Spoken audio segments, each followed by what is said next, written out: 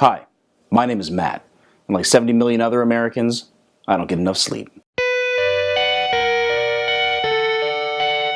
When nearly 1 out of 4 people you see on the street all share something, it's no longer a coincidence.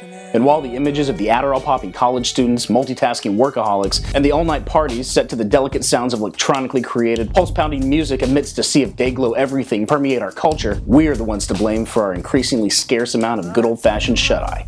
Like a lot of people, college is when I became close personal friends with the all-nighter.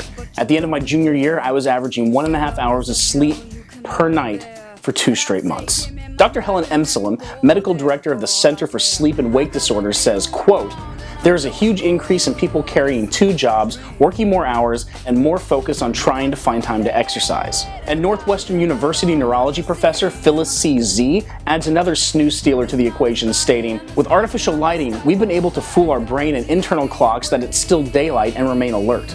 So all that time with your TV, phone, and iPad make it harder to fall asleep." So yeah, modern society seems to be built against getting sleep. And the worst part is, once you start losing sleep, it leads to a litany of problems that make it increasingly difficult to get back on track. Whether it's not falling asleep while driving like millions of people do each day, or just trying to keep yourself motivated and productive at work. And those are just some of the mental drawbacks of not getting enough sleep. As for the physical, well, I'm not a doctor, but he is. I'm Dr. Davidi. I'm board certified in family medicine and sleep medicine. What happens to us when we don't get enough sleep? That will cause the norepinephrine level in their body to go up. When the norepinephrine level goes up, it affects their sugar, insulin, blood pressure. Once that happens and those things are affected, then depending on what else is going on in their body, it would affect how they would do. If a person is diabetic, their sugar will go up. If a person has high blood pressure, the blood pressure goes up. A person tends to be overweight. If they're a poor sleeper, they tend to gain more weight.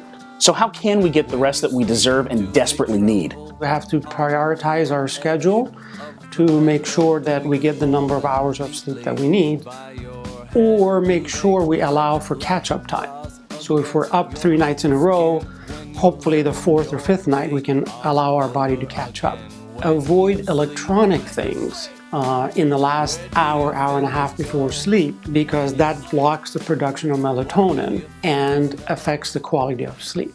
Now, that might seem contradictory to the way a lot of us live our lives, but we need to do it. Good sleep is essential to staying healthy. So, if you'll excuse me.